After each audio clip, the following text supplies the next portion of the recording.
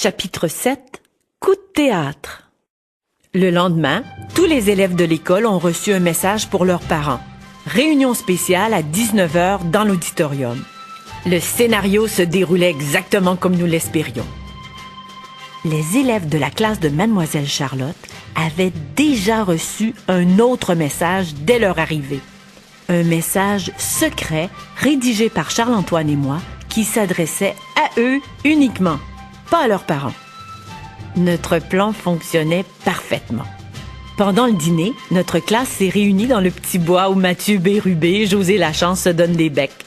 J'ai exposé mon idée et ensemble, nous avons dressé la liste de tout ce qui restait à préparer.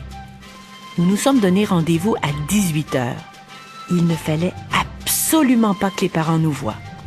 Vers 18h40, Monsieur Crackpot a pénétré dans l'auditorium avec quelques profs. Peu après, les premiers parents ont fait leur entrée. À 19h, l'auditorium était plein. Monsieur Crackpot a raconté ce qu'il avait déjà dit la veille dans la classe de Mademoiselle Lamerlotte. Plusieurs parents ont exprimé hautement leur indignation. « Mais c'est inacceptable! Cette femme est peut-être dangereuse! Il faut agir vite! Et pas seulement la mettre à la porte, la poursuivre en justice! » Alors, Charles-Antoine a donné le signal. Les lourds rideaux rouges se sont écartés et les adultes réunis ont découvert la classe de Mademoiselle Charlotte installée sur la scène de l'auditorium devant eux. Les élèves attendaient en silence l'arrivée de leur nouvelle maîtresse. C'était ça mon plan. Au lieu d'expliquer aux parents que Mademoiselle Charlotte n'était pas dangereuse, que nous l'aimions beaucoup et qu'avec elle nous apprenions des millions de choses, j'avais pensé que nous pourrions le leur montrer, comme au théâtre. Et c'est moi qui jouais le rôle de Mademoiselle Charlotte. J'avais passé une partie de la nuit à transformer le chapeau de sorcière de mon vieux costume d'Halloween en chapeau de Mademoiselle Charlotte. Charles-Antoine m'avait prêté une robe de sa grand-mère et des bottes de randonnée. C'était à mon tour maintenant. Je devais entrer en scène et imiter Mademoiselle Charlotte. Mais là, dans les coulisses, j'ai paniqué. J'avais un trac terrible, même que j'ai failli me sauver. L'avenir de Mademoiselle Charlotte dépendait de moi. Je disposais de quelques minutes seulement pour séduire tous les parents. Et surtout, pour les convaincre de ne pas renvoyer notre nouvelle maîtresse. L'auditoire attendait, mais j'étais figée, incapable d'avancer. Mes pieds semblaient s'enfoncer dans le sol. Alors, pour me donner du courage, j'ai soulevé mon grand chapeau et j'ai cueilli le petit caillou sur ma tête. Ce n'était pas Gertrude, c'était juste un petit caillou de rien du tout. Mais j'avais tellement peur et ça semblait tellement mieux que rien. Alors, je lui ai parlé. « Salut, ma coquelicote. Bien oui, j'ai peur. C'est nono, hein, mais c'est comme ça. J'ai peur qu'ils se moquent de moi, qu'ils ne comprennent pas. J'ai peur qu'ils me mettent à la porte. » Ce qui m'arrivait était étrange. Je me sentais devenir Mademoiselle Charlotte. J'étais grande et forte.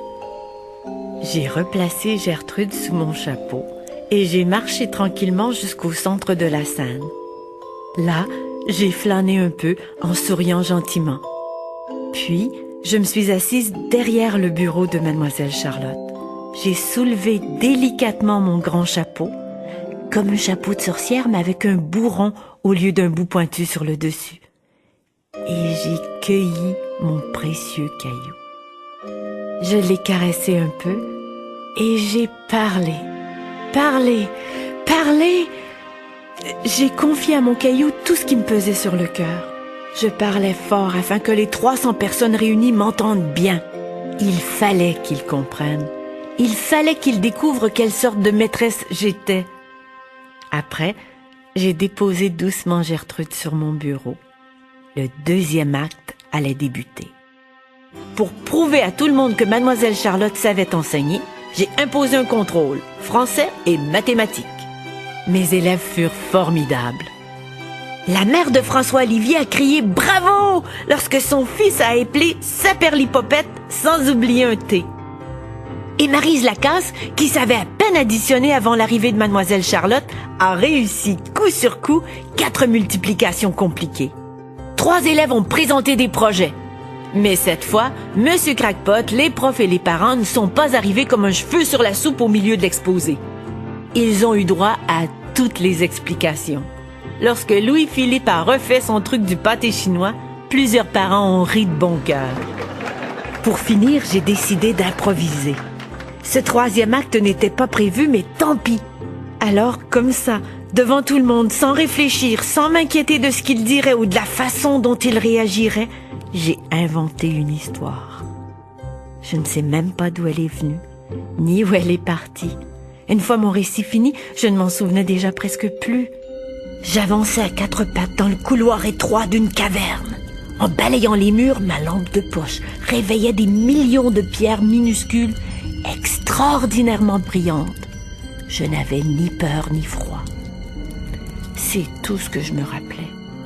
Ah, et puis non, il y avait, oui, des gens, des hommes, des femmes, des enfants aussi sans doute, de la taille d'une souris, d'un bébé souris même. Non, plus petit encore. Des elfes, des lutins. Ils escaladaient un mur. D'infimes cordelettes les reliaient.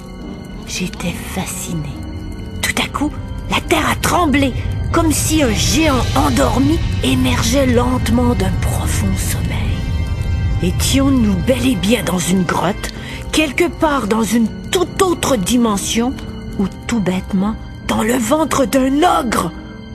C'est alors que les murs se sont lézardés. Mais tout ça n'est pas important. Ce qui compte, c'est qu'au moment où Charles-Antoine a refermé les rideaux, un lourd silence a envahi la salle. Il n'y a pas eu un seul bruit pendant 10 secondes environ. Mon cœur battait comme un fou. Soudain, les applaudissements ont crépité.